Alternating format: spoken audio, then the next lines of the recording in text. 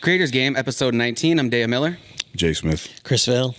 And we have no guests this week, but we're going to be talking a lot of lacrosse because we normally have a guest, and we end up focusing on the guest. But let's just talk about the league. Let's talk about what's been going on. And I want to start off with one question. Why do most people get into lacrosse? And this kind of stemmed because we're talking about what is in it for going into going to the ALL or the Arena Lacrosse League or other certain leagues like that. What is the incentive? Are people still trying to go pro? And at what point do people kind of be like, okay, this is a hobby now. This is to keep in shape. This is to keep, my mind good or whatever it may be. Or what is the incentive and what do you feel like everyone's end goal is out there on that floor? I know the premise behind the Arena Lacrosse League was to kind of be an unofficial farm league for the NLL. I say unofficial because there's talk that it is, and there's talk that it's a league separate, but they do have a partnership with the NLL. In my humble opinion, I think that these teams should be relegated to a specific team if they're going to be a farm league. Like in the NHL and the AHL, you have I don't even know where they're located now, but the Toronto Maple Leafs have a Maple Leafs team. They're in Toronto too? The AHL? Yeah, the Marlies. Yeah, because they used to be all over the place, St. John's and all over the place. Mm-hmm. For a while, Rochester, they had the Rochester Americans hockey team was affiliated with Buffalo, and Montreal had a team that was located in several cities. So these affiliate teams are exactly that. They're affiliated with a higher club. But that's their main purpose, is to get players ready to make the jump. The ALL is in partnership with the NLL, but is it a farm league?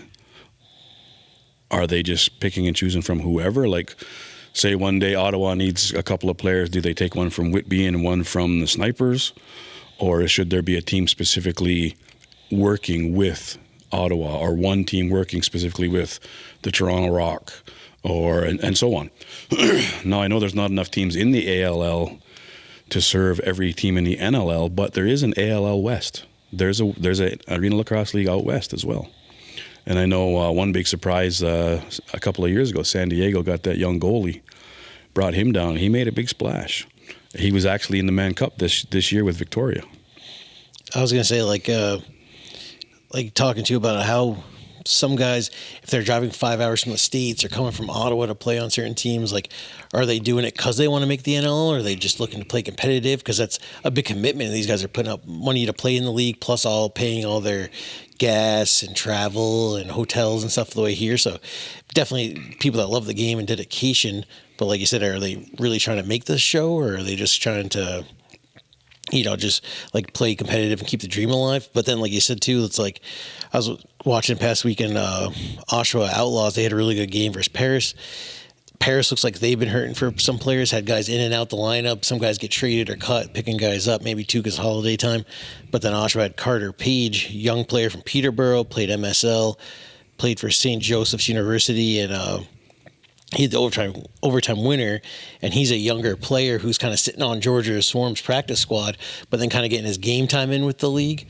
And then also, it's good for those players because it's okay, then when Georgia, somebody gets hurt on the right side, I don't want to say any names and jinx anybody, but somebody gets hurt for Georgia, at least this guy's been kind of practicing and playing games where a lot of places around, there's men's leagues and different pickups at the ILA, but a lot of places don't have that. So these guys kind of need to play in the Arena League almost to kind of keep that dream alive. But yeah, Carter Page, he was a really good player, had the overtime winner. And backtracking all the way back to 2017, Zach Higgins, who's now at Ottawa, he ended up playing on the first Oshawa Outlaws team in 2017. There was a goalie fight. Frank Chiliano fought in preseason versus, I believe, Aaron Bold on the rush. He suspended first game. Christian Del Bianco, who was a really good NLL goalie, obviously sitting out for contract negotiations for Calgary. He was getting his first NLL start. They signed Higgins to the team off Oshawa Outlaws before they even played a game. Del Bianco gets pulled. Higgins ends up going in. I can't remember if Calgary won or not. This is back January 2017. But then Higgins ends up reverting back to the practice squad and playing the first ever game for Oshawa Outlaws versus the Six Nation Snipers in their first ever Arena League games and getting the win. And we were like, this guy just shut the door on the NLL teams, and all of a sudden was back in the Arena League. He plays out that season with Oshawa and then ended up being the goalie in Philly and then now in Ottawa. So, like I said, it's definitely helped some guys. There's even other guys. CJ, my buddy CJ Fleming, he was paying his own money fly up from New York City to play in Whippy, and another gentleman was doing that with the Snipers. And there's been a lot of guys from the States and other places come. Koichi obviously plays in the league, coming all the way from Japan, and yeah, because the reason that I asked this is because I had a chance to check out the league, and I met the people down there, great people, all super supportive. Shout out to you guys, and I'm just thinking of a lot of these players, they'll ask what's the route to get there? How do I get to the big show? How do I even get noticed? So when I think of leagues and I think of teams, I think of what else that they could. How they could benefit the players, right? If you want to go play for the Rivermen and there's no money to be made, you're just playing it for the love of it, then there has to be some type of extra benefit. Maybe it's that community notoriety, you're res famous, whatever it may be, you know what I mean?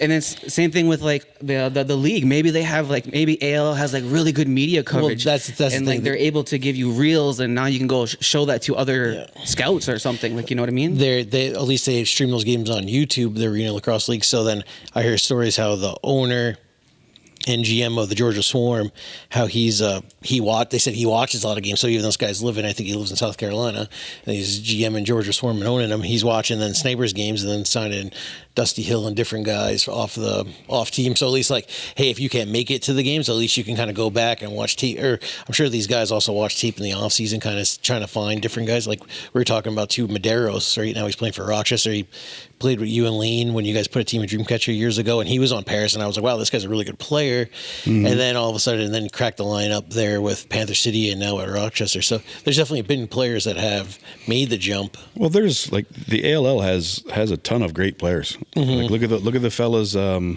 do they play for? Do they play for Whitby? The Pfeiffer brothers play for Brooklyn. Yep. I mean, they are pains in the asses to play against. But they're good guys. They're good players. They're just the kind of players you'd rather have on your team than play against. But I mean, and they get a call every so often. But they're good players. Now, do some just get comfortable and stay in the ALL and not want to make the jump? Mm-hmm. Because there's guys that are putting up humongous numbers in this league, and I don't ever hear of them getting any kind of call to go anywhere. So they're comfortable. I mean, Snipers, when their inaugural season, I remember there was some really good guys on that team. They went into a slump. Then COVID hit, and everybody was shut down for a while. Then they came back and won it. There's a good group of core guys with the Snipers. Then the Oswego Bears, they won it as the St. Catharines Shockwave. And in my opinion, they fell off the rails. I mean, there's new guys coming every week, literally every week for that team. How do you adjust and get used to playing with each other if there's new faces? And I get there's 40 guys registered with the team, and then they also call up APs. But how do you get used to that? How do you get used to new faces every single game? Somebody's got to get a handle on that and rope them in. I don't know. I just don't know what to think about that team. And even we were talking about, Jay was saying there's Arena League West, so it's grown since the 2017 of now having that. And then they also have Women's ALL. I believe that starts up this weekend at the ILA. And then they've had Junior NLL going for you, so it's U22. They got it named as. So I think guys are 17 to 22 years old. So even out of junior, but getting to play in the wintertime under U22. So the league's definitely grown in the landscape of the organization. I would kind of call it almost of having all those different age groups in men's and women's. Well, and then you get there's a lot. There are guys that come up, like you said, come up from the States to play. Are they doing it because they want to be on the floor? Yep. Do they love the game that much? Are they trying to get noticed? There's guys that come from pretty good distance. Coaches too, he said there's been a few coaches like Steve Toll, he coached Oshawa and then got in the NLL with Panther City as an assistant. Gavin Prout was head coach in Whippy Steelhawks. So there's definitely even been coaches. Stu Montour, he was coaching Snipers the first 2 years. Now he's with Halifax. So it's even kind of been a growing room of coaches kind of in the league in that professional kind of setting, and then even them kind of taking that journey. That's interesting. So like it is still exactly what it's supposed to be. It is kind of like a farm league. It is like a grooming area to get you ready for the big show, I guess, or like to play for the NLL. So who are some other players who have successfully had that ALL route and made it to the NLL, or maybe reverse, went to NLL and then came back? Well, Chris could probably answer that better because he's our stats guy. Myself personally, I don't see very many going up from the ALL because I don't think they're being utilized enough. I don't think that relationship is being utilized enough, in my opinion. What could fix that relationship, or like how could they utilize that? Well, like Chris said, the coach for Georgia, he watches the games on YouTube. YouTube is a good tool. Anybody can see them. Anybody has access to them. I just don't know how often these NLL coaches or GMs or staff or whoever is watching them.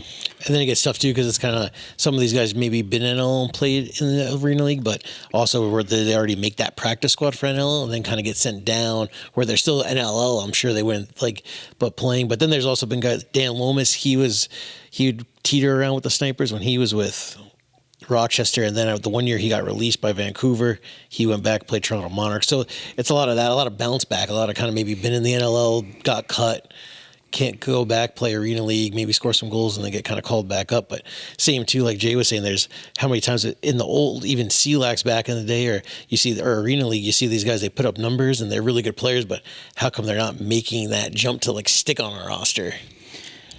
And also too, like some of these players, like let's say they go out and then they try out, or they're getting called up to play for the NLL. It doesn't go the greatest, so they feel like they can shine better in the ALL. Like, how can they kind of make that transition back? Because once you kind of have a bad game or a bad season or bad trial or whatever it is, how do you make that transition back? I was going to say it looked like almost a big trade this weekend talking about Shawinigan Bears. I see Craig Wendy. He was always with Toronto. He was an Oakville goalie. And then he's also played for Georgia Swarm and Rochester, but he's always played Toronto Monarchs. All of a sudden this weekend he was playing with the Shawinigan Bears, and looked like the Shawinigan Bears picked up another Toronto player. So what are those, like we talk about trades, and there's no real contract, you're just paying a league fee, but how do the trades work, or how do these guys kind of make the deals of, hey, I want this guy, I'm going to give you, I know a lot of it, they do get draft picks, so I think sometimes they flip the draft picks, but that was a big pickup, and a guy that's played the whole time for Toronto.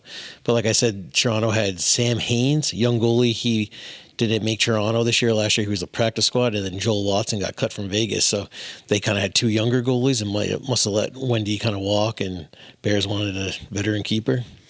Yeah, because like I think about even like how when I was trying to think of what does the ALL, how can they benefit the players more, or like what do the players benefit from playing in the league, because they do have to pay for it, right?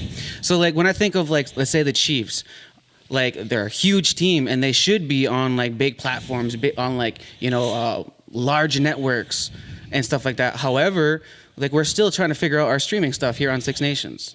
So like even a league that big still has such a leap to make to be able to provide their players with the proper like media. So that's what I'm saying is how can these leagues benefit their players so that they can shine and they can become the best athletes that they can be, because it's a two-way street. The players have to put up the numbers, but the organizations have to facilitate that presence for those players. Well, lacrosse is, although it's global, it's a small community. Mm-hmm. I think here, from a technical standpoint, we physically are in a bad spot as far as even just Wi-Fi. So to stream them it's a lot more difficult to stream a game from here than it is even just from Brantford. But we know all the big names in lacrosse. If I don't know them, you guys know them, and vice versa. But the rest of the world outside of the lacrosse world don't know them. They're not everyday names. Like there's a few guys that may get involved in something outside of lacrosse, like Zeddy Williams went up for the Buffalo Bills. So now he's a little more known. But does that bring positive notoriety to him or to lacrosse? So another prime example is how many guys are on the Chiefs. Like is MSL, it's a 6-team league, and so it's rather small compared to the NLL, but the lacrosse is just as good, if not better, because we have so many players jammed on 6 teams. And the guys that aren't playing MSL are playing PLL. Mm-hmm. Because if you think about it, PLL isn't getting that much coverage either. Not as much as NLL. They're just on TSN Plus too, so it's like not like oh I think they get on NBC or something sometimes with part of that Disney kind of ESPN deal. But like you said, maybe these teams in Arena League, do they have their own media persons, right? Like that's maybe a bigger thing where of trying to kind of grow those social media pages. I know Peterborough at one point had a woman by the name of Anna Taylor. It seems like she's really big, I guess, in that Peterborough area doing stuff. So she would do write-ups and different kind of Twitter and Instagram and stuff for the Peterborough Timberman team. But she also works for the MSL Lakers and kind of does a lot of stuff in that area. So maybe they were kind of lucked out of having somebody that was dedicated and lived close and was into it, where maybe some of these other teams would really have to branch out of trying to find somebody. But maybe even too, they doesn't say it has to be a paid position. Maybe it could be somebody that's doing a sports management at Brock or a different university, or maybe interested in high school and wants to kind of get hours or some experience. That's the thing. Yeah. That's the thing is lacrosse doesn't generate that much money on the business end of it. So if you're playing and expecting to become a millionaire in the ALL, you're not. The one lady they were saying over at one of these last games, I guess somebody was mad they had to pay $10 to go in and watch. But someone was mad. But then, and that's the thing, right? Like you can't really generate money if people don't want to pay to watch. So and that's just it. These teams in the ALL probably don't have a budget to pay a media person, so it would have to be voluntary. Yeah, or like you said, hours. Say somebody wanted to get into broadcasting and they're going to school for it. Perfect opportunity. Yeah, because like even when the Ottawa Black Bears, when they were originally first starting and all that stuff, like I had gotten a call to do like social media, and I actually had an interview and all that stuff, and they end up going with someone else, but a whole organization, because this organization in Ottawa who does their social media now basically said like, oh, I don't know how it worked out, but what I'm assuming is they are getting a nice honorarium and they are just doing it kind of for free, but as an organization, so they don't have one single person. But like, so that's what I'm kind of thinking is like some of these organizations need to start reaching out. And I even seen the NLL, like they now have a female, what would you call them, I guess? The color commentator? Yeah, color commentator, right? So like, you know, seeing the NLL be a little bit more progressive and like reaching out there and try to change the demographics other than just Halifax does a good job. Like they got like I think he's name's Chuck or whatever, and he does like a really good job. He does the Haudenosaunee Nationals media guy plus the Halifax media guy, and he's really professional. Like you said, you could tell by the streams and the things they kind of put out there. You know, what's his last name? Rubinski? Something like that. Yeah, it's like, is it Chuck Nuck or something? Maybe on social media might be a handle, but yeah, I don't. They do a good job. When he was with before Halifax moved, when they were still in Rochester. Yeah, but he's with them as well, right? He called me a few years back because I was working closely with Jason and Tracy Johnson, and he asked me. He interviewed me, and I was pretty humbling to have a media guy from an NLL team call and want to interview me, and it was just with working with the kids and the arena and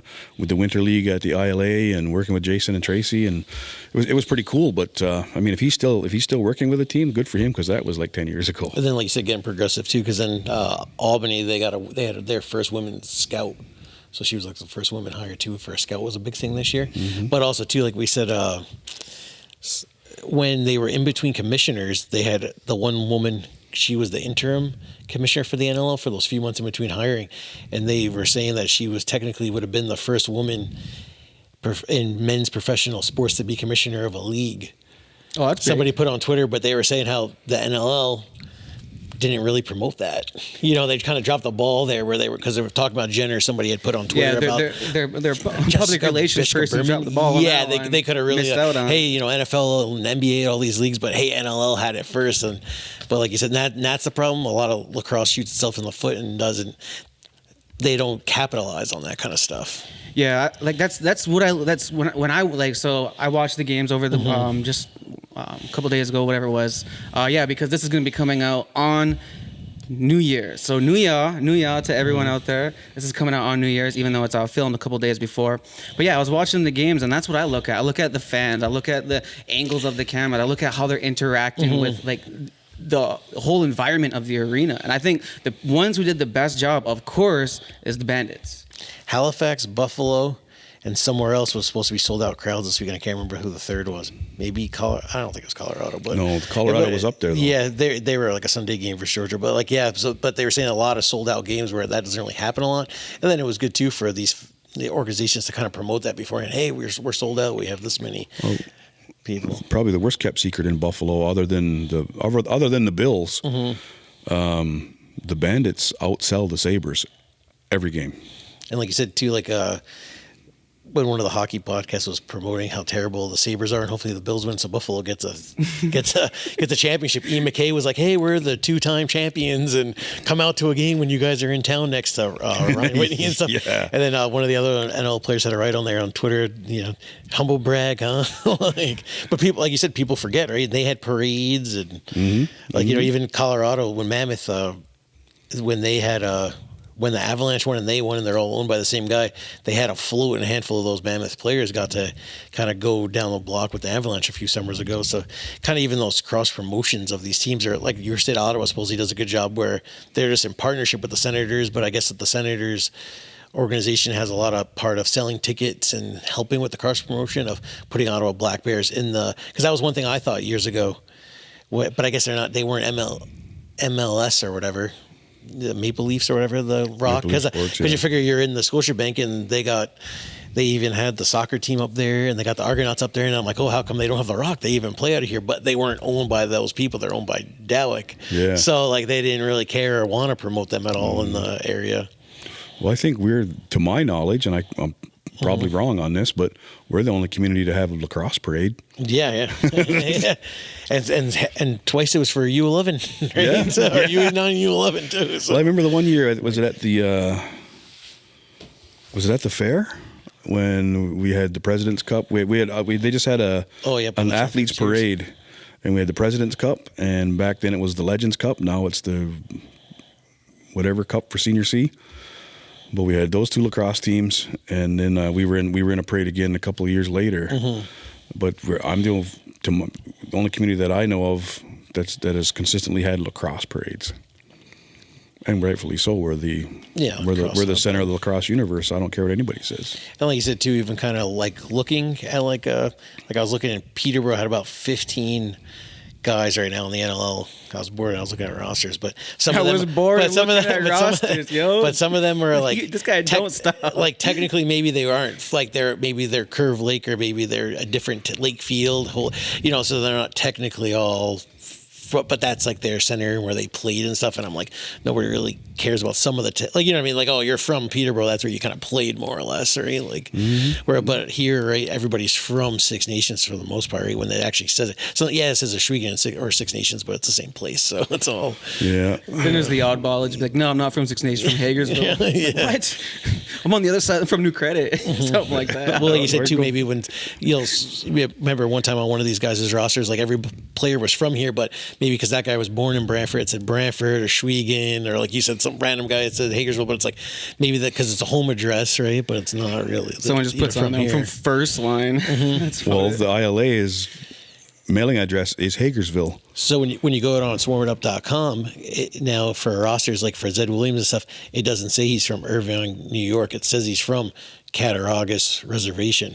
So that's kind of cool too, that they're not just putting these guys' home address; they're actually putting like where they live and from. Good. Yeah, that's good. You should always have like their community. Yeah, essentially. So I remember earlier you had mentioned ALL and other leagues. I was bored and was doing some surfing myself, Chris. Ooh, everyone's putting in overtime. Yeah. And there's a league, and it's pretty broad in the U.S. NABL? Yeah. NABLA or something? One, yeah. And it's got several. How many teams are in that? There's like a ton of teams. And that's where they're going in until like they'll like play in sometimes in LA and different places for the championship. But even I was looking, there was Montana Lacrosse League. They had in Colorado, like boxes growing, and I'm looking at all these teams, and it was this Colorado thing one team was called Bucks, one team was called Raptors, and then they were like, here's our senior B team and here's our senior A league. So it really is blowing up. But then that's why places like Maverick, they're making biceps and kidneys, and other companies kind of want to make to get into the box gear because it is blowing up in all of North America. But where before maybe Gator to Beer or Reebok more focused on here's our box gear, but it's mostly just gonna be sold in Canada. Well, I was looking and there's different divisions, and the one that's probably closest to here, because didn't Base and Bombers have a team in that league? They play kind the of East Coast. Seneca Marksman. That's Marksman? what it was. Was it Yeah, Marksman? Yeah. They won it. They won it. Yeah. But during see, the COVID years. I'm wondering if there isn't different divisions, like you said, because if you look on there, there's several national champions named. Yeah, and I think they try to do like this team senior A, but I mean they're going to lose 50-0 to the Chiefs, and then this team, I was going to say, this like, team how good senior are they? B. Like senior A, junior A to compared to what? Because Some of them are kind of tough, and like you said, because that's when like there was a whole thing with a goalie fight years ago, and people were like, it said senior A, but people in the comments were kind of ripping and chirping, oh senior G and like stuff like that. there But was a team. There was a team a couple of years ago had reached out to me in Detroit, the Detroit Hooligans. yeah, and like you said, I think too, like them, Chris Shevins, he's a good player. He's played places, and then Detroit, they're right there on the border with Windsor. Like they'll have a good team. So there was Detroit and I think a couple of teams in Ohio. And that's their division. There's maybe one in Indiana. So there's like 4 teams in that division. That's a lot of travel. So to me, is it worth it to as a player to try to play in that league? You if you win, you are going to get called a national champion, but what prestige does it hold?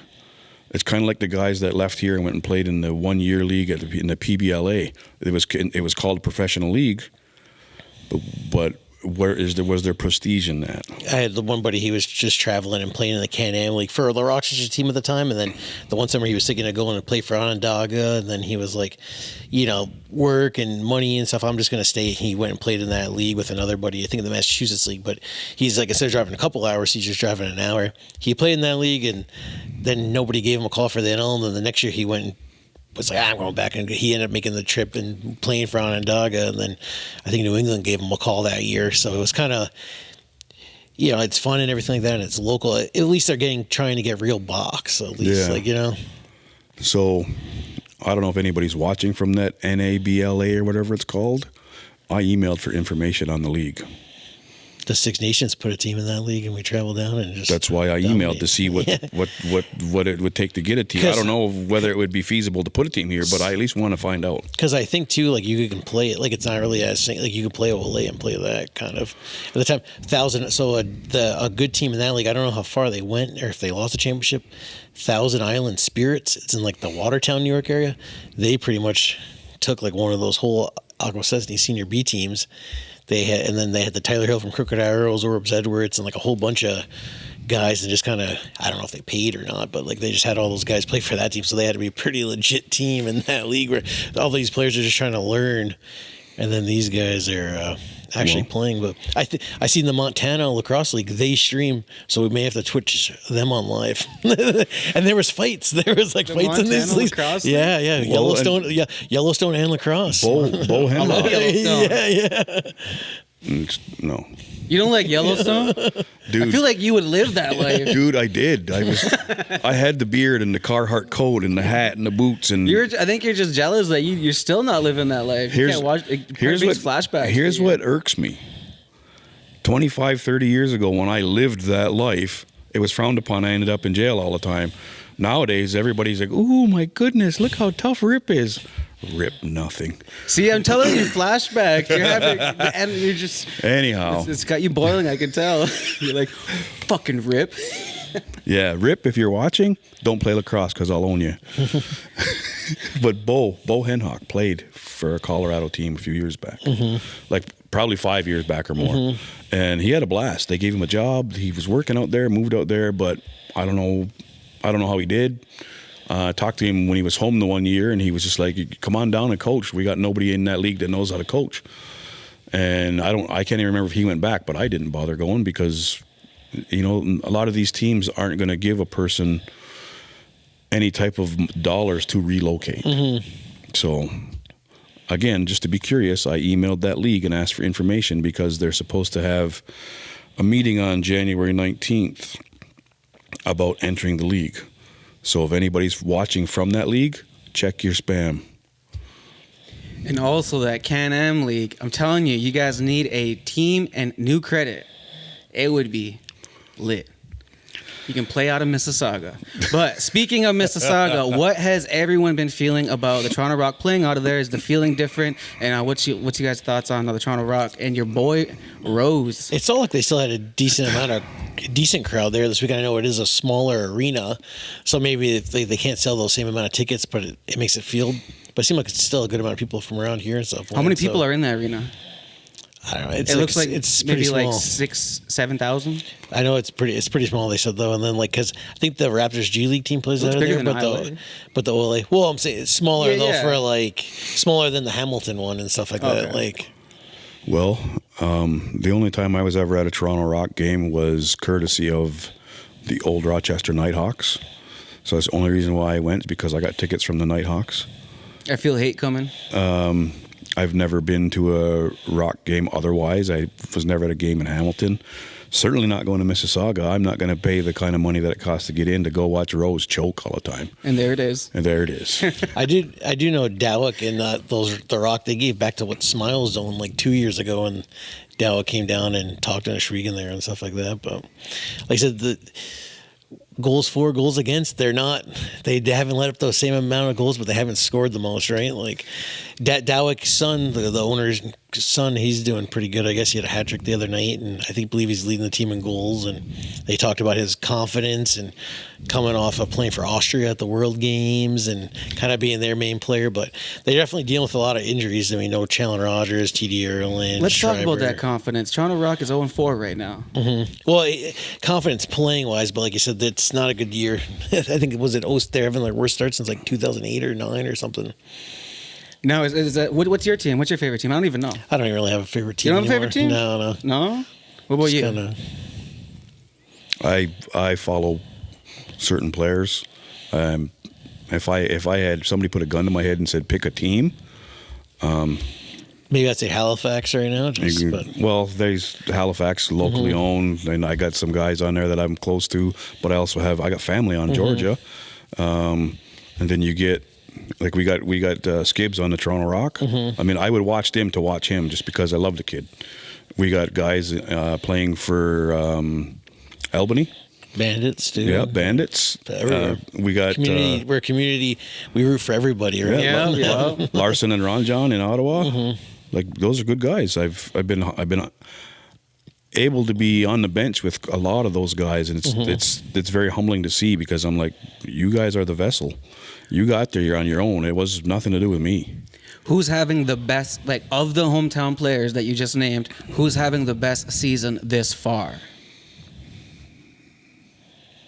Well, DeHoga's always a highlight. Doesn't matter what he does. He just had a big goal on the weekend, Yeah. I seen the reels. I seen them on Instagram, yeah. I know Travis Longbow looks to be hurt at the moment. Yeah, Travis, he got injured in a car Marshall accident. Pellis had a nice highlight on the weekend. Yeah, Marshall.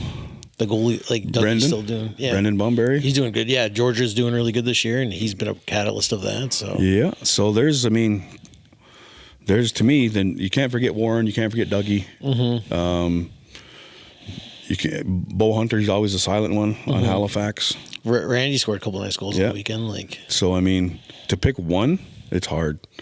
To pick one highlight, I don't know. Marshall and DeHoga both had like top 10 highlight reel. And then Marshall's with the trick shot. Yeah. Yeah. Then that, if you go watch the Rebels, the Rebels pull that same play all the time. So it's nothing new to us. That's one of those moments where you just say, go out and play some backyard, and that's what happens. Well, what happened, Warren? What happened? But yeah. So what do you think? What do you think so far? Everyone's doing well. No. Yeah, it's good. It's been a good season so far. Obviously, there was the whole incident in Colorado, and then TMZ and stuff like that. But hopefully I think Tyson's a great guy and stuff, and hopefully things can kind of clear up there and he can get back on the floor. And I know that was kind of a bit of the publicity, right, the last like 2 weeks. And there's been a handful of fights, right? Dawson Theed, I think there was a couple. This Vino got ran by Chad Tutton at the end of this week's game and almost line brawl. So it's definitely, it's a season of giving and greetings, but it's been pretty gritty out there on the floor, right? What about your boy Teet? Yeah, he's still doing all right. He's been laying them up. The Jacob Dunbar, like we said, his counterpart now on the right side for Ottawa. How about the Seals? They kind of didn't really play him as much, and then they traded him away.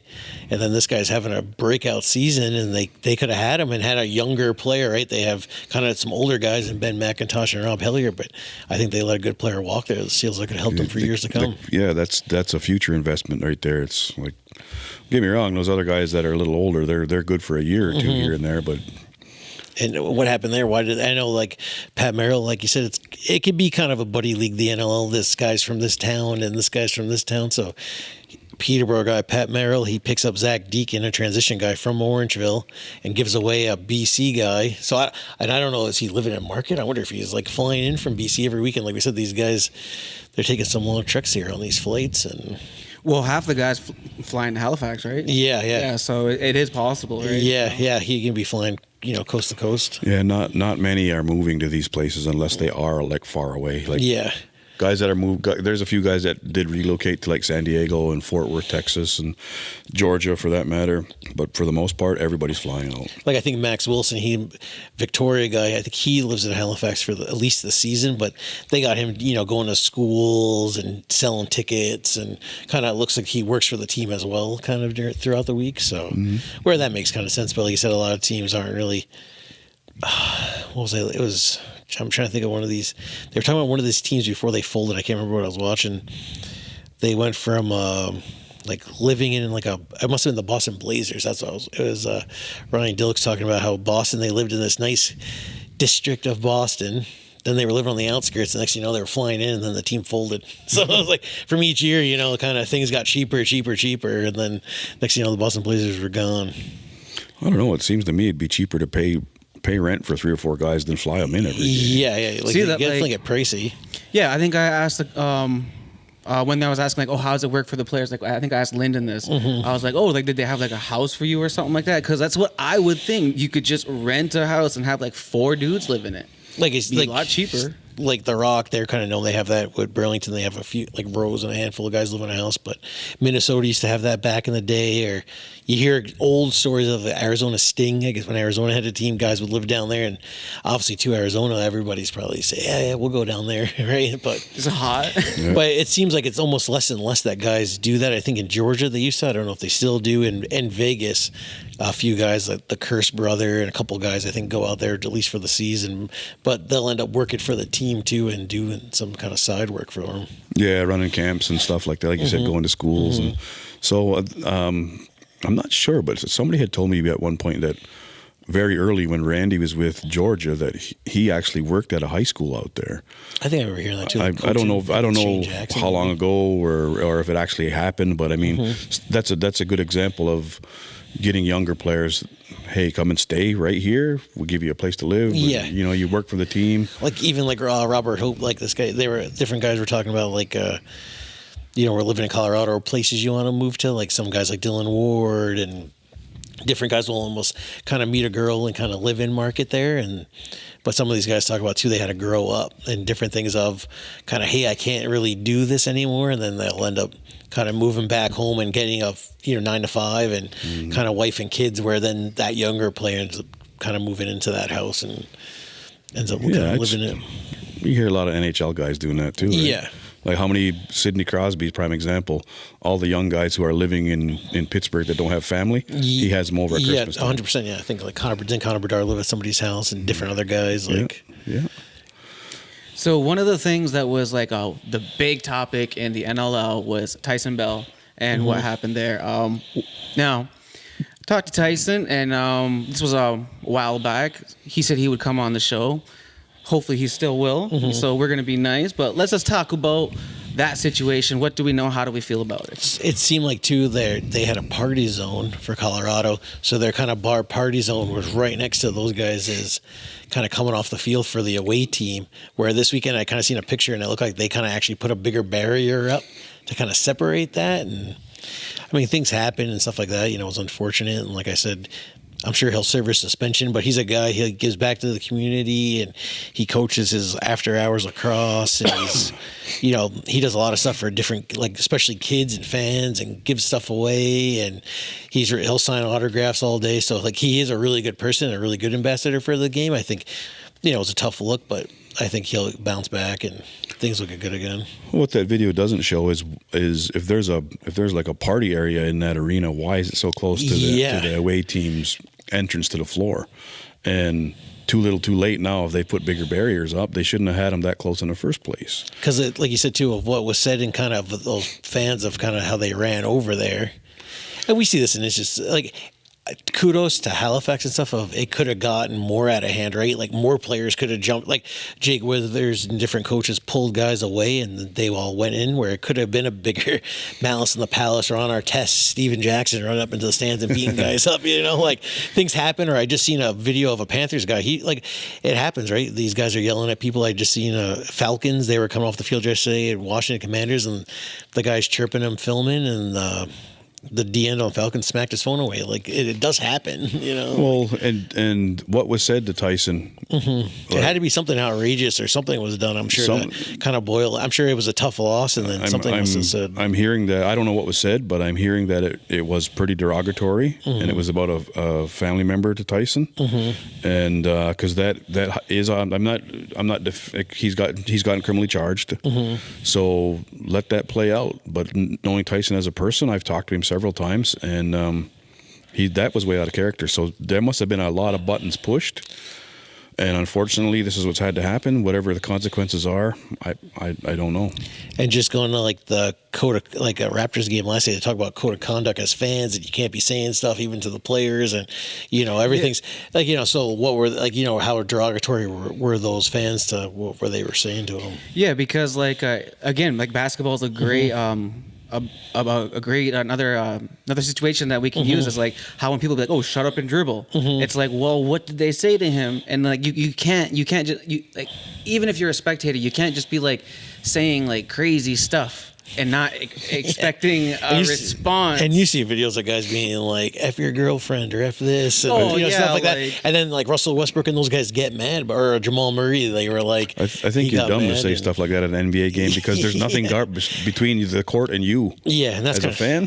And that's kind of the thing, right? Of you're not going to say it to those guys in a back alley, but you're kind of going to say it 3 rows up. So. And we don't know whether this particular fan was chirping Tyson all game. We don't know that. I've been at games where fans specifically go to chirp certain players, and they will even change where they're sitting or standing based on what end of the floor this player's playing at. So if he's on defense on this end, these fans are going to go down there and pester him, and then this end, and then they move. I've did it myself. I mean, I don't chirp, mind you, but I just stare at them. But I mean, it happens. Fans, if they have a favorite player they want to watch, they'll change ends to give themselves a better view of what's going on, and it works both ways. If somebody's chirping a player, they'll move so that they're able to chirp them. We don't know that these fans weren't chirping Tyson the whole while.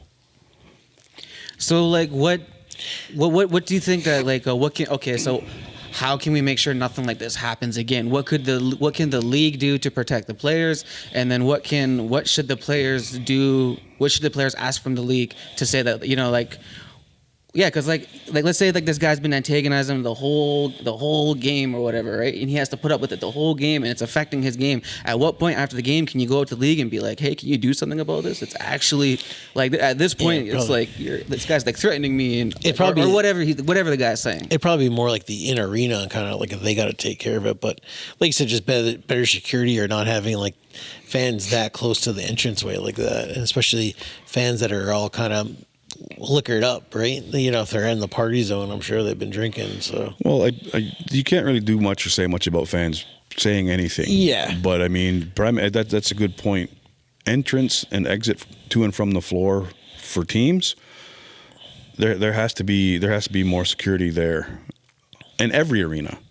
I get lacrosse is a little more intimate. People have their favorite players. You want to be able to high five them or whatever. I get it, but that was pretty easy access with a little plastic barrier, and that was it. Anything could happen, right? And Like, you know, they could have beat him up, right? Prime example at President's Cup in the summertime. I had to physically go sit beside our penalty box because fans and players against I can't remember who we were playing against. Might have been Ladner. Players that didn't dress that game for Ladner or whatever team we were playing, I can't really remember. After Rory got a couple of penalties, they were trying to go and sit by the penalty box and harass him. There was players that weren't dressed. There was Ladner fans. So we had to get some of our players who weren't dressed and myself, and we had to go sit there basically and be a human barrier so these people couldn't get at him. The guy in the penalty box who was a volunteer for the President's Cup, he was trying to yell at us and tell us we couldn't sit there, and then a league commissioner come over and they had it out, and I'm like, first of all, I can sit here because there's seats here. I'm not just a fan. I'm part of that team over there. But he was trying to kick us out and say we couldn't sit there. So my question was that guy who was working as a volunteer, was he biased and would have let Ladner fans or Ladner players sit there beside our penalty box? The only thing separating the fans and our guys in the penalty box was that volunteer. And honestly, he was just a little old guy. I mean, somebody could have just grabbed him and tossed him out of the way and it would have been on. So again, is security needed? Yeah, it is needed. Look at the ILA here. There was, and it's only rumor, but there was seating specifically built in a manner to protect people from refs getting stuff thrown at them and visiting players getting stuff thrown at them. So one corner of the ILA, the seats in the corner go over the entrance. I was told that was built like that to protect players and refs and officials coming in off the floor over there. I mean, you can still get somebody right there because they're also the fan steps come right there. Yeah. So, but I mean, put barriers up. If you go to the Civic Center and watch the Bulldogs play, player entrances, official entrances, they block off seating around there, so you can't be that close. So then two things I was going to say was, one, fans think they can kind of, and people think they can, if they pay a ticket, they can say and do what they want, right? And you really can't. And two, I believe that's also, going back to Arena League, why Paris left that Sillaps Arena and went to the ILA was because I've always heard stories about how the entrances and player entrances were. They didn't want a fight to happen between two teams. So then that's why they eventually kind of left that arena, because of kind of the proximity of, hey, this might not be a good look. Something could happen down the line. Look at the Luther Vipond Arena in Brooklyn, where the Brooklyn Merchants play out of. We're in the OLA Championship playoff series, and our bench is here, their bench is here. Our dressing rooms are here, behind their bench. There's no barrier between their bench and our dressing room. So our guys are getting kicked out and have to walk off the floor and have to go behind and onto the Brooklyn bench to go in our dressing rooms. How safe is that? And even like the GPA, you figure the N ILA, they both have the fences up in the back. Yeah, they have dividers up. So fans and things can't go through. Yeah, so there could have been a lot of, precautions that could have been taken that day. But so what should happen going forward? Like, of course, whatever's going to happen with Tyson is going to happen, but what can the organization do to assure the players that it's not going to continue to happen, type of thing? I'm not saying that the league should be fining fans. Technically what they are doing is illegal, but what's the hierarchy? Is this how when they say pedestrians have the right of way type of thing? So how much are you allowed to talk shit about a player before the player is allowed to defend himself, basically. And that's just it. Okay, so in this instance, we don't know what was said. Tyson took a swipe at one guy and took a swipe at somebody else with his stick. I get it. Should them fans have been allowed to be that close? I don't know. and it's too little too late now. I think, maybe there should have been precautions done before so this didn't happen. But I think the arena itself, every arena, should take a look at these entrances and exits for the fans and the players, and would err on the side of caution. Like, yeah, those fans, they can say whatever they want, or so they think. But what would it have been if a fan would have, threw something or hit one of the players coming? What if they just stand there with a tall boy and they're chirping and they throw their beer and hit one of these guys in the head? Yeah, they got a helmet on or whatever, but still, if it was the other way around, if it was the fan assaulting a player, what would have been done? Or yeah, if it was like a hot coffee or something like that, and it burnt someone's face, or even like, let's say if like Tyson had hit one of the player or one of the fans, and then the fans had accidentally knocked over someone next to them, and then the coffee had spilled on like a kid or something, or something happened to a kid who's just a bystander. I'm just giving a scenario, but yeah, like some precautions should have been taking place. 100%, like err on the side of caution. That shouldn't have happened on either end. Fans should not have been allowed to be that close, and Tyson certainly shouldn't have. People are saying it, and he's a professional athlete. You have to put up with being under scrutiny constantly. Yes, they get it. But knowing Tyson as a person, something was said pretty darn awful for him to react like that. And that was, honestly, in my opinion, that was totally out of character by Tyson. He's a great guy. But whatever's going to happen is going to happen. I understand there is certain rules that the league has to follow, that the team has to follow, and if he's been charged and now he's got to fly back and forth to court in Colorado. And who files that? Is that the fans trying to do it, or is that like the? Because it's almost surprisingly whoever owns the arena. Technically, let's be honest here. The United States is a lawsuit culture. Oh, 100%. Yeah, that fan's probably going to sue Tyson. He's probably going to sue the league. He's probably going to sue the team. He's going to sue the arena, the city of where they play, the city of Denver. He's probably going to sue all of these people. Yeah, definitely. For what? If you're a true lacrosse fan, take your lumps. Yeah, like you said, I'm sure he wasn't too badly hurt. I mean, maybe I don't want to, then the guy supposedly was. Probably going to sue us now. Yeah. Hey, I ain't got nothing for you. Yeah, you can't get blood out of a stone, right? Yeah. That's why you got to slip in front of the store, right? I got a chocolate milk in my truck. That's about it. I don't even have a truck. I have a half-drink Gatorade over there. You want that? But I mean, yeah, I was surprised that they actually did press charges. As lacrosse fans, how many times have there been busloads of fans go to a very huge rival, go to their barn because they know shit's going to happen in the crowd and I'm going to be there? How many instances in Ontario lacrosse has stuff happened? Tons. Probably more than you can count on two hands, right? Well, Arrows, the ones of them in the 90s. I was going to say, I was on a notorious video of a brawl on the floor and in the crowd in the Iroquois Park between the Arrows and Whitby. And I don't think I recall suing anybody, but then again, I didn't get hit. Whatever happened after that? That's what I'm saying. There was a good old-fashioned brawl. One guy there was probably more, but I'm aware of one person getting taken to the police station, even though as the cops were putting this fella in a cop car because a girl got punched, somebody else came up and said, "Officer, the guy that punched that girl is right over there." And I looked at the cop and I'm like, now what are you going to do? I heard a story about like 2007 where the Rebels, and I believe it was Clarington, there was a fight in the stands, and one of the Rebels players got grabbed up by a Rebels fan because they didn't realize that he was on the Rebels and he was in a headlock, and it's like, I'm on your guys' team. He was just healthy scratched that day. He's like, I'm from Simcoe. I'm on your team. But that's what I mean. Like Six Nations Orangeville, big rivalry. Yeah. How many times has like several busloads of fans went to Orangeville to watch the Arrows play, knowing that it's a hostile environment, but they went because that's what they wanted. Well, we said too, the notorious video of was that maybe like an 2009 or 2010 where Joel White and everybody's fighting when they're all Arrows versus Orangeville, and Orangeville fans are throwing cans on the floor at one of the Arrows players as he's walking off after fighting one of their guys. Like, you know what I mean? Like, that's an uncalled for thing too, right? Throwing stuff at players. There was a huge brawl in Halton Hills, Rebels in Halton Hills, and fans were throwing whole garbage cans. Whole garbage cans at our players, at our fans. They even tried to lock the door and lock us in the arena to fight us. I'm like, I don't care, but I was sitting with elders. I had Owen, who was on the show. He was just young. He was only like 10.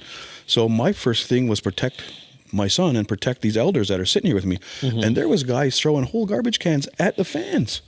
Because I remember like swatting cans and bottles down as they were getting thrown at us. But yet, it was the drunken Indians who were getting blamed for it, and none of us were drinking, ever. And then we get outside, and there was more fights. There was a 3 or 4 of our women were in a heated argument with a bunch of Halton Hills men. And the one guy comes over and says, "Tell your women to shut up." I'm like, "Oh, no. Oh, buddy. No. This is about even, because you don't know how tough our women are." And the guy's like, "Well, aren't you going to get in and help? Are you scared?" I'm like, I'm as comfortable as I am at home in my own bed. I'm just watching this play out, because you're not going to beat these women. They're going to beat you. And then one of our boys was on crutches. He's outside in the parking lot fighting. 2 guys thought they were going to lick him because he was on crutches. Well, they ended up beating the shit out of both of them on one leg. I'm like, but the point is, as lacrosse fans, do you chirp and chirp and chirp until somebody punches you in the face? And then do you cry foul? Or do you take your lumps because you deserved it? You just fucking say, "I love it," and then go back out and play again? Or you swing back. Yeah. Because that's just it. There's, like Chris said, the OLA, there's been fights everywhere. I'm not condoning it. I'm not saying go to your next lacrosse game and fight somebody, but it happens. And as lacrosse fans, as lacrosse people, we fight, win, lose, or draw, on to the next game. There'd be a lot of lawsuits, right? Yeah. The OLA would be shut down. There'd be so many lawsuits. Yeah. So what else is going on in the NLL or the PLL? You always have some updates with the PLL. I don't keep up with the PLL at all. Besides Zed Williams getting traded, I haven't heard. A little bit quiet there, but I know like they're all talking about like the women's, how they got their league going. I think there's a championship series usually. That's like they did do a Six of Styles kind of thing for a week. Usually that's on like TSN Plus or ESPN. So I think that's usually end of January. So that'd be cool or whatever if that comes about. But Haudenosaunee under U20, they had tryouts this weekend. I think next weekend coming up is women's Haudenosaunee national team that are going to Japan. The registration portal is open in Ontario for the OLA.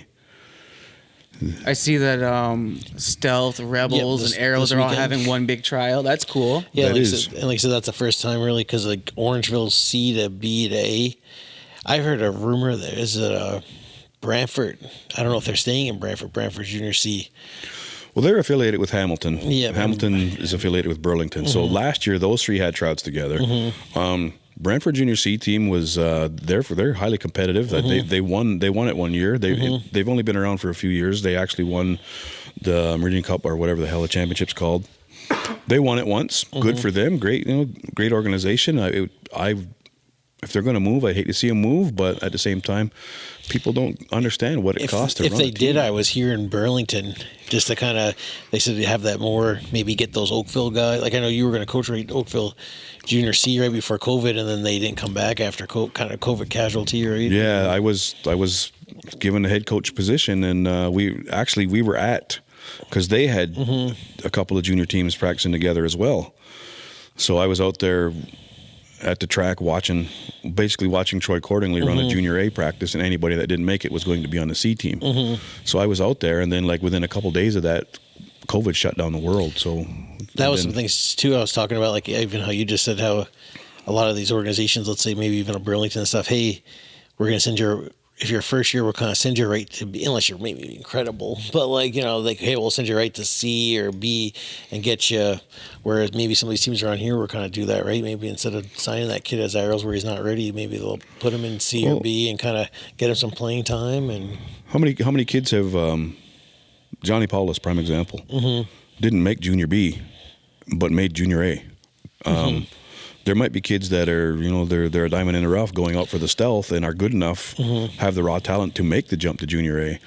So kids, I don't think, should get discouraged if they're sent to a C team. Like when you look at that Brantford C team that won Ontario's, right? There's a lot of NLL guys. There are a lot of guys that were drafted on that team. Then you'll hear a lot of Peterborough guys. Hutchinson, the goalie for Halifax's backup.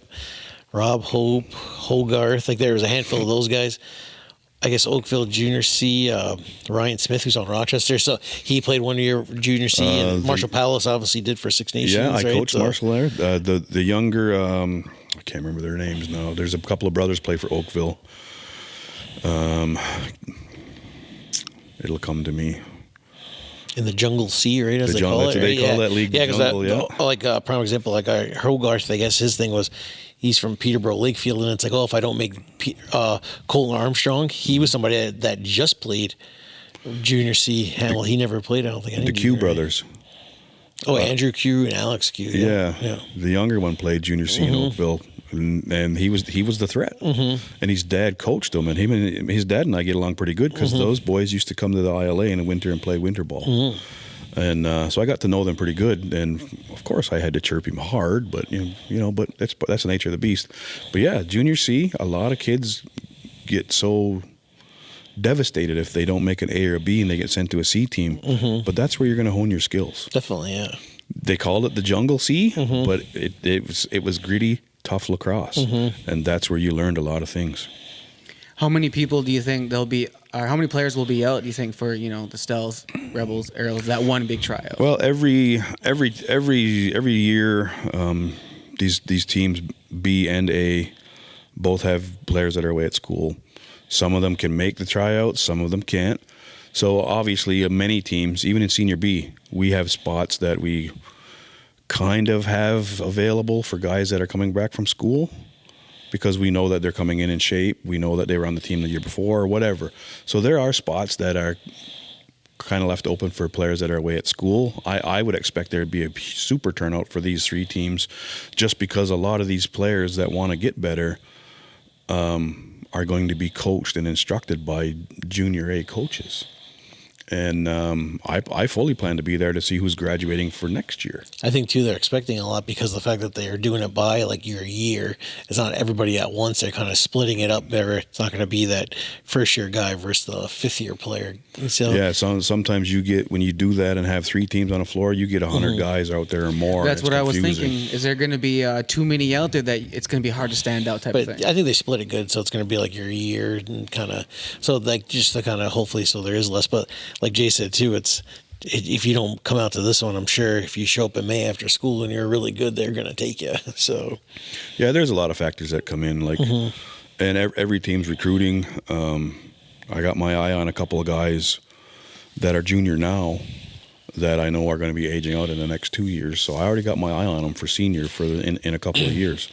I'm going to go to these tryouts just to watch, pick some guys' brains and see who's. Delby Paulus Jr., he's always sending guys our way, or he'll reach out and say, hey, this guy, I talked to him, here's his contact, get a hold of him, he wants to come out. So Delby's been good with helping us, helping the Rivermen. I'm sure he's in communication with the Chiefs as well. And and I love it. I love that they're looking out for us. A few Arrows players too. There's like Dalen John Hill's a freshman at Jacksonville. They got another guy, he's a freshman at Vermont. They got two guys, that Schneider, who they would have picked up when they traded away Thunderhill last year from St. Catharines, and another guy from Guelph, who is an Arrows player on Marquette. So there's a good solid at least 4 D1 guys from Arrows playing this year. And then Ethan Robinson, the goalie from last year, he's Colorado Mammoth practice squad goalie after getting drafted, and he's on I believe it's the Peterborough Timbermen for Arena League. So kind of a lot of those Arena League goalies are practice squad and old goalies kind of get their shots and playing time in the Arena League. And then their other goalie, Thompson, he's plays field for D3 Potsdam. So they definitely have a lot of college guys, and maybe that older core group of having guys that are getting NLL drafted and playing college now, not just high school kids like a couple of years ago. There's one goalie with the Bears that was backup for Alora, one of the founders. Yep, that's Forbes. And he actually played at the Dreamcatcher tournament, I think, didn't he? Yep, he did, yeah. Yeah, so for that Wallsburg team, yeah. Kind of had my eye on him too, but you know how Alora and I get along, so I don't know whether he would. Are you still in contact with 81 and local Alora? Hamilton guy though, so he'd probably be, he's from Hamilton though, so he'd probably be on the jump. Who has these? If he's from Hamilton, who has these senior rates? Hamilton has a B team now. Yeah, maybe I'll have to see them if they. Not going to worry about it. One thing I wanted to try at one of those tryouts there is to get headshots of every single player And then Jake was telling me that there used to be this one thing that the Rebels had, and it was basically the score sheet, this book that like it had all the scores of like every Rebels player that like ever existed or something like that. Yeah, it used to be on the Rebels website where I think the gentleman passed away. They used to run it, and that'd be really cool if they brought that back. That was Ray Miracle used to do that. Yeah. Razor, he and I was guess something once else. he passed away, then the website went no more. It's not up, but that was really cool because like it had everybody down from. Yeah, guy that scored one goal to so hundreds of goals. That's kind of what I want to. Jake was telling me about that, but I want to bring something like that back. So what I want to do is I want to get headshots of every single junior player, and then whether any of those players go on to play like because some of them might not even play like C, B, or A, right? They'll just that might just be it, whatever. But get headshots of all of them and keep updating all those stats so that once they go into the senior, you'd be like, oh yeah, here's how many goals that you actually had through your whole junior career. Do you remember the website? I was going to say the Bible. Wamper. I think he passed away too. He did a few years ago. Yeah. Well before COVID. I think you'd be a good guy to start that back up. Yeah. I think so. Like you said, there's like you said, a lot of these good websites, but then it sucks a lot. SwarmUp.com is always a good one too. They're more have like more of the roster updating and stuff like that, where you can kind of get at least every team all at once. No, I was just thinking of like every single player of like just junior on Six Nations, so that all those players can like how I'm saying that like all these leagues like how can they benefit these players so these players can get noticed. So like like having all these stats up there. So if it's like if someone's saying that hey, right now this week who's the best junior player out there on Six Nations or junior B, junior A, junior C, all the stats are right there. Just something like that. You're going to be busy. It's not really that hard. It's not that hard, but it's time consuming. We'll go out there. We'll go raise some funds, and we'll get Chris to do it. He's a stats guy. Because one thing that a lot of people don't realize, unless you are a diehard fan and you follow certain players on a specific team, points are given away to other players all the time. Brock Boyle, for example, they asked him how was for his the year he's on Albany Attack. Hey, you got to play that one game that year, and he's like, I actually never played. He was like, they said he had like 5 penalty minutes and like a goal, and he was like, that was like number 6, and I was number 5 on that team, and he's like, I didn't play one game that season for Albany Attack. Yeah, there's like. I've had it before. I've almost kind of taken that. I was 29, didn't even get in the, and the next thing you know, the guy's 19, scores 3 goals. I'm like, yeah, it's got my name on the sheet. So there was one game this summer, and it had Elon Henhock, our one of our goalies, had him down for 3 goals. He's a goalie. He's lit, man. 3 goals. We laughed because we're like Elon, you're the leading scorer going into the third period because you got 3 goals according to Game Sheet app. Right on. But yeah, so and Elon, he played that game, but he never scored. I don't think he scored a goal in Senior B ever. I even had a buddy, his son's first ever junior game it would have been Brampton 2 years ago, or Mimico. Mimico had a team. He went Brampton, and then we went back to Mimico. But it said he had a hat trick, and we were like, we didn't know he was always more of a defensive player. And I said, hey, you're such and such. That's sick. He had 3 goals in his first ever game. No, it wasn't him. He did have 2 loose balls though, and like played some stellar defense. And I'm like, but it has up on like point streak that he had all like those 3 goals in his first junior game. And it's the best part is when the whole arena knows who scored. Yeah, and the refs will go over and give them the numbers as to who scored and who got the assists, and the timekeeper has to go by what the refs tell them. There's been occasion where the timekeeper's like, no, that's not who scored. This is who scored. But otherwise, if they don't know, they just have to go by what the refs say, and then they got to announce it, and the whole arena is like, that isn't who scored. Even for the Peterborough Lakers back in 2019, it had their starting goalie down, and then it had their backup goalie down as Landon Miller from here, and it was really Landon Kells, who's now the starting goalie for Vegas. He was the junior A goalie at the time for Peterborough and was called up, but Paul Day, GM of Wings and former head coach as well, who Landon Miller's assistant GM with the Wings, said he was filling out the game sheet in the locker room and talking about Landon Miller, and then he sees writes Landon, and then writes Miller instead of writing Kell's part. So it had Landon Miller down as kind of being the backup goalie that night, even though Landon Kells was swinging the door as the backup goalie. Yeah, it's so if you're going to try to keep track of all these stats, then you better be on the money. I think it's possible. You just have to get enough people to do it. It's more than one person. You have to go out there and you have to get other people who are interested. Somehow I had 100 goals. Yeah. Somehow you're just like on the Chiefs, on a whole bunch of things there. Yeah, there you go. Well, it is tricky though, because you're gonna have to get out there on Friday night and get a picture of everybody, literally. Well, that's what I would like to do. So if you're part of the management and you're like, hey, I think that's a good idea, like I'll do it. When the kid gets cut, are we just going to shirt it? Just going, he's gone. Fuck no, just leave all the zeros up there. And be like, yeah, man, you didn't make it, man. We're still waiting for those zeros to go up one day. Well, you got to figure there's Junior A, there's Junior B, there's Junior C, and then there's still the U22 under the minor lacrosse. I just mean the ones who go out. Well, exactly. But what happens to the kids that come out later? You gonna fly to the arena and take their picture? Fuck no. Man, if you're not there, you're not there. Like he said there, because like he said, there's always gonna be trades and cuts and down this way, and like that whole roster it moves a lot for July 1st or before the Junior B, right? It's like sometime in June. It's like a living document, man. It's like you ever see The Social Network? Mm-hmm. You know that movie? Yeah, like it keeps evolving. So how it generally works is you pick X amount of players. Each team gets about 40 player cards. What we like to try to do is have a rotating 25, and by a certain date you have to submit this list of players, and then come July 1st you have to submit your final roster, and it could be entirely different from that first list you sent in. So that's a lot of picture shuffling. I mean, once you have one picture, it's just you just need one picture, and then stats are all that changes. One picture, stats. The pictures are small. It's just one thing. It's a very small thing. You get 100 players. It's only 100 pictures. I can take one picture in 1 second. Take 100 it's seconds. digital now and not like the old school, right? Polaroid. Yeah, I can get this done in one day. Well, I know when they would take pictures for the Rebels programs, they would bring the guys in, have them stand in front of the Rebels flag, 3-4 pictures of each one. Next, bring the next guy in, and it would take like a half an hour. Yep, it'll be easy.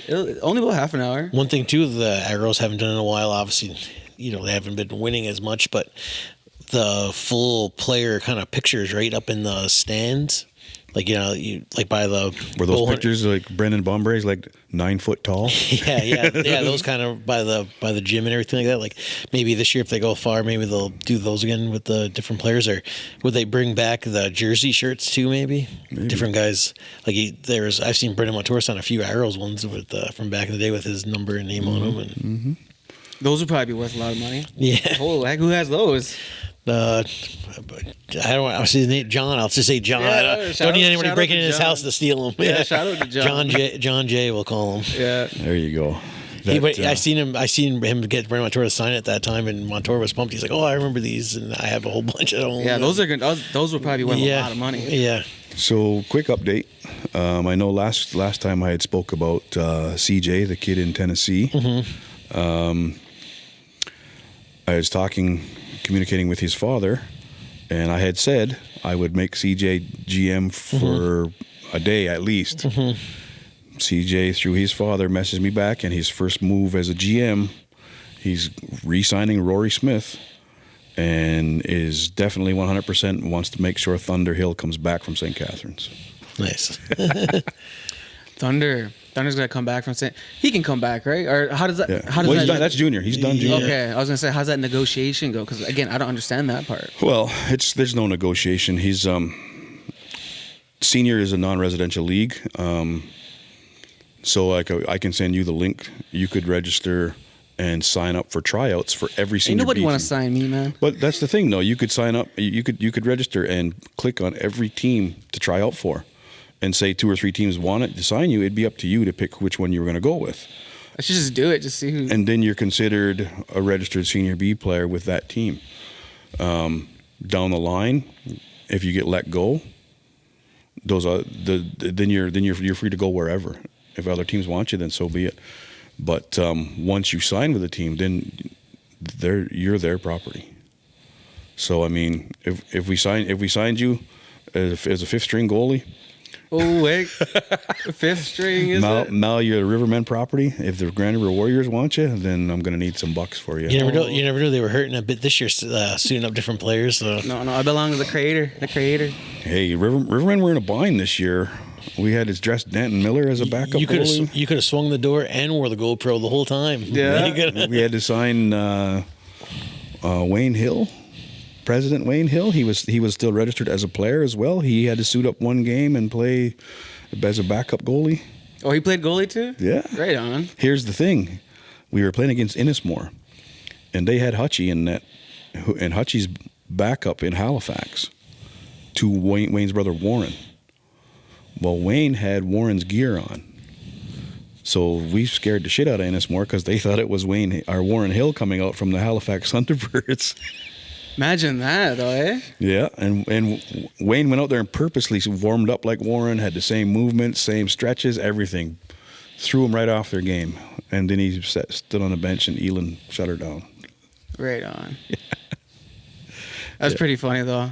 Yeah. So, I mean, that's how it works. If Thunder was still junior, getting traded to St. Catharines, you can put a clause in there, let you go for the remainder of this year with your rights coming back to this community at the end of the season, kind of thing. So I did that as GM of the Rivermen with Lane. Let Lane go to Allegheny for the remainder of last year, with these rights coming back to the Rivermen for the 2025 season. That's not to say that that's where he's going to play, guys. I don't know where he's going to play. Same thing with Hutchie. Hutchie came to us from Ennismore. We traded Lane Haruska to Ennismore for Hutchie, goalie for goalie. And the deal was they both go back for 2025. So Hutchie goes back to Ennismore, Haruska comes back to the Rivermen. So there's stipulations you can put in, like it's I won't say it's wide open, but you can put in stipulations. Even when you'll see teams will pay for a player, but then every year that team will kind of make some money because every year they're kind of selling that player off because he won't play for them. Let's say a Kohlberg, for example. They're always kind of collect some guys. They're not going to come play for us, but other teams want them. We'll sell them off each year. That pays for a bus. Right? Yeah. But the thing is, after I think it's 2 years, if you go unconditionally 2 years in a row to a team, then you're their property. So that's why I always try to make sure I tack on some kind of condition. So you gotta basically technically Lane has to pick a side, because if he goes another year with Allegheny, then wouldn't he become? No, because there was conditions. He does conditions every year. So if Lane wants to go back to Allegheny, then their GM and myself have to work out another little deal. So him going there 2 years in a row with conditions each year does not mean he's automatically theirs in the third year. Okay. So if I let him go unconditionally 1 year and then again the next year, then he becomes theirs for good. Like you said, I think we're even, let's say for a minor, it's kind of almost the same, but I don't think they really have the conditions where if a player gets released by Six Nations minor, goes to Brantford this year, then he's got to do it again for the second year, but then after that second year, he'll be Brantford's property. Yeah. And I mean, putting a condition on like return at the end of the season, it's a condition, but it's not like a stipulation kind of thing. Whereas some players were like, well, we need to be compensated. That player brought in 10 people to come and watch him every game at $10 a head, so we lost that much money for 8 home games, so this is how much money we want for him to compensate that. There's a condition. There's dollars, and there's why. So some players get sold for, like I said, you sell them off a couple of times, pays for a bus, then okay, yeah, we got our money's worth out of you, then they let them go. I think I could pay for a bus. Okay. Yeah, I think I can get you 1 goal a season, but I can entertain that whole crowd out there. They'll come to see me go out there and like make a fool of myself, or I might give you a couple goals. I better not say anymore.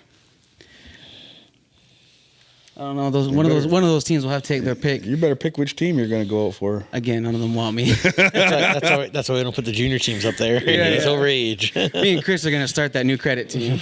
Do it. Fucking right. So, what is the plans for 2025? Before we get out of here, 2025 Creators Game Podcast. What would we like to see happen? And what are you guys going to be up to? 2025.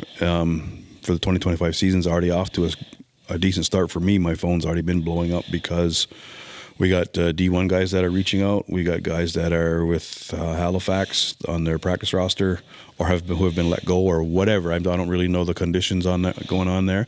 2 guys have reached out and said they wanted to come and be on the Rivermen. Graduating juniors I've talked to, they're going to be out. So I've already sent the registration link out several times. Season's looking good. I don't know what the landscape is going to look like. I do know there's going to be a lot of people trying out for spots on the team because the President's Cup is in Ontario. It's being played. It'll be played at Whitby Park in Whitby, Iroquois Park in Whitby. Brooklyn Merchants are hosting. So Rivermen, probably Brooklyn. There's probably going to be a ton of teams trying out for probably all the teams in Ontario because it's in Ontario. President's Cup's in Ontario. Other than that, I'm just going to roll with whatever comes. I hope everybody has a safe and prosperous New Year's Eve, and that's about it for me. Just negotiating. And what about yourself? What are you going to be up to 2025, and what would you like for the show 2025? Like I said, for the show, I like to continuously kind of let's get some good episodes, some more guests, and let's get some more, sponsors and some more business partners and stuff and help grow it more, like you said, take it on the road for some couple episodes. And yes, let's, I think we got a lot to offer. We kind of, dusted it off a little bit. And I think in 2025, we got our feet under us and we're ready to kind of go and be successful. I think for the show, we have to reiterate, if we're going to go live and do things live, and yes, we've had people reach out, do the podcast in different communities, we're 100% for it. But the concept of a live show doesn't necessarily mean we're streaming it live. It means we will be doing it in front of a live audience. So people, if you want to have us do a live show, do a live podcast in your community, reach out. Any money raised, if you're going to use us as a fundraiser, any money raised, we're more than willing to work with whatever community and however they want to work it. I know we've been in talks, hopefully run into a fella on the weekend to get the ball rolling to go to one community. But yeah, like Chris said, we'll do it. And like you even said, for sponsorships, right, or guys that want to do their ads with us, like, for example, this is no BS, but people from Ottawa, Quebec, Sudbury, Hamilton, the States, like they're all listening, kind of getting a hold of us and stuff like that. So for your business, if you want to, throw some ad spaces up, like we definitely have the platform and can get you guys like some business and stuff like that. 100%. We're on YouTube, so we're global. Yeah. So, and it's like, it's been an interesting year. When I think about to me, it was about getting the numbers there, and getting, how, like you say, you pack the barn, like the team has to pack the barn. We have to pack the barn in the sake of numbers to say that, okay, now we can compete with the other podcasts and then also the other podcasts in other genres. Like if you think of hockey, hockey right there is probably then hockey, basketball, football. You think of those podcasts and what they're doing, the type of numbers and different things like that. And I've done my research, and for our first 6 months, we are doing very well. Like some of these podcasts that people may think are doing these magnificent numbers because of like what they're following us on Instagram is, or maybe what they tell you their Spotify numbers are, like, if you actually put people's URLs into like Google search consoles and different things like that, you can find out exactly how many active listeners all these other podcasts have compared to us, and we're doing great.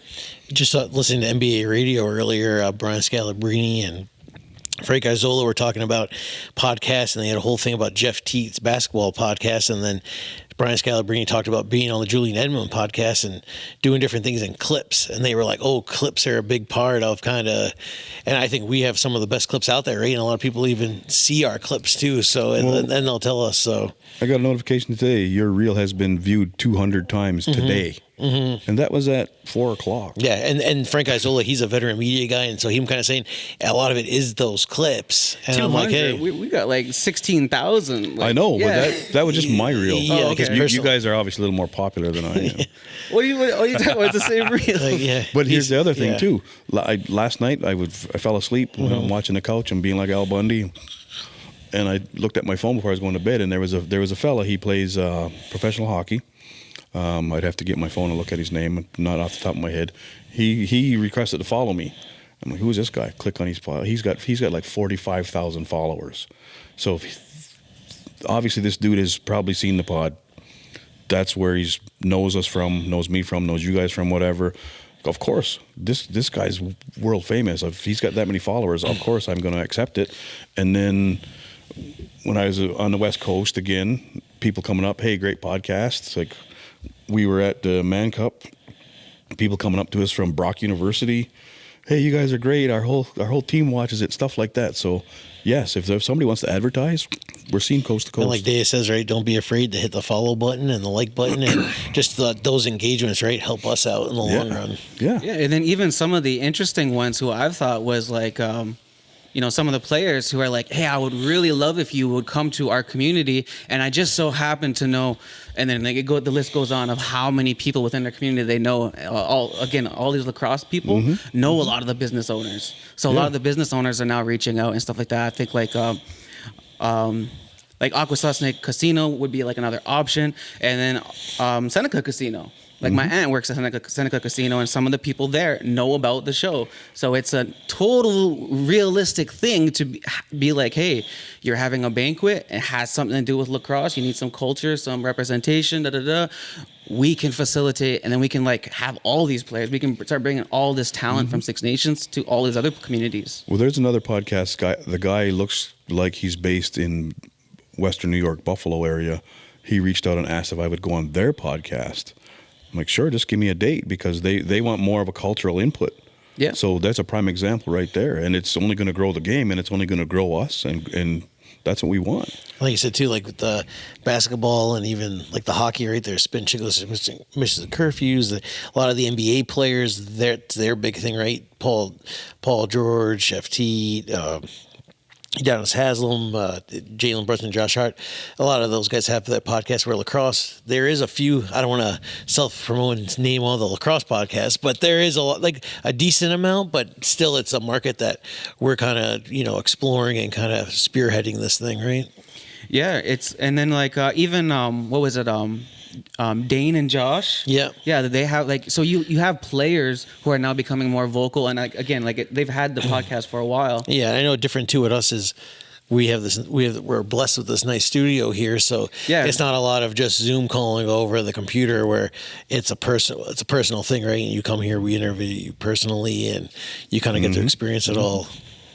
Yeah, and it obviously helps that we're on the Mecca of lacrosse here on like Six Nations. So indubitably, yeah, like we're just close to everything. ILA is just down the road.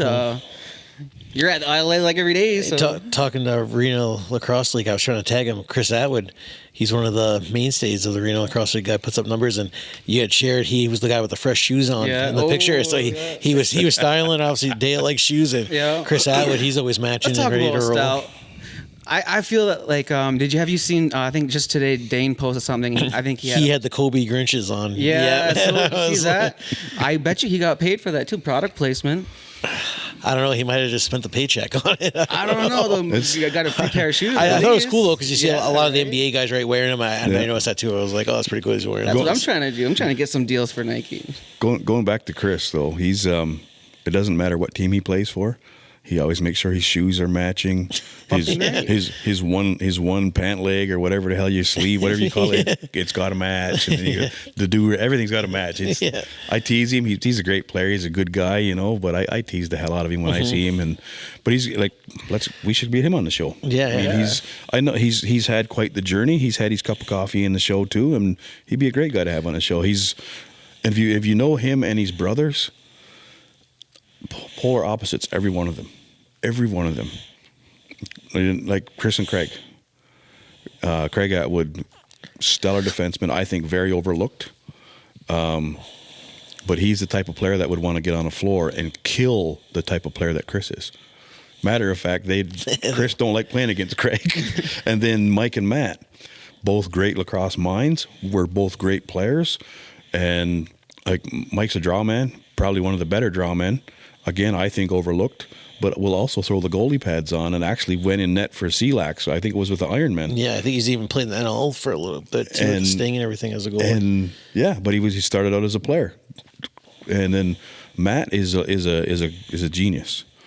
He's played as well. He's went to the net hard all the time. But now Matt and Mike are more so our coaching. Great lacrosse minds, but polar opposites of the two younger ones, Craig and Chris. And it's funny, but they all play together on a masters team as well. And those four on your team, it's like the gold instantly. I don't think they've lost a tournament playing on the same team together. Yeah, we should get them on the show. Because, which one was the one with the nice shoes? Chris Atwood, he was on the Oshawa team, so he had the nice red with the bronze. I thought he had some red Octobers on or something like that. I was like, yo, someone got some Kanye's out there, some Yeezys? See, imagine that. When I was coaching I didn't get on the bench till towards the end of the year with Clearview, but Chris and Craig played out there, and of course Chris had to have the purple shoes and the purple leg, and it's. Well, you see what I did, right? You see the colorway. I saw it. Yeah, you see, this is put together here. I'm a res fashion mogul, if there is one. I don't know. What a thing to say, right? A fashionista? I don't know. I don't know. That just came out of nowhere too. Right? I just owned that one. You sure did. I guess, right? Any more updates, Chris? Any more stats? No, I think we're good. And like I said, Happy New Year. Let's get ready for 2025. What are you going to do for New Year? You know what New Year is, right? Yeah. I'm not going to get any donuts or nothing like that. No donuts? I got to How about you make the donuts? We'll pop by about noon. Sounds good. We get to sleep in New Year's Day. I'll give you my real address. New Year's Eve, I don't have anything planned, but I kind of spoiled myself and got a projector TV, and my screen's 8 feet by 5. It's like this. I got an old school gaming system. I'm going to sit at home and play Mike Tyson's Punch-Out and Donkey Kong Jr. on the old Nintendo. And it's old. That's gonna be my New Year's. It is old. Yeah, you can't beat my high score. Probably not. I'm not even gonna try either. But I want to thank everyone for a great year. Again, this just started, we're 6 months in. This is episode 19. I want to thank everyone for tuning in to the Creators Game podcast. If you see us out and about, let us know what you love about the show. Let us know what you dislike about the show. Be nice a little bit if you want. Tell us what you love about the show and why you're into lacrosse, because we're trying to grow this game. It's the medicine that we all need. And until next time, Creators Game Podcast, episode 19, we're out of here. Peace.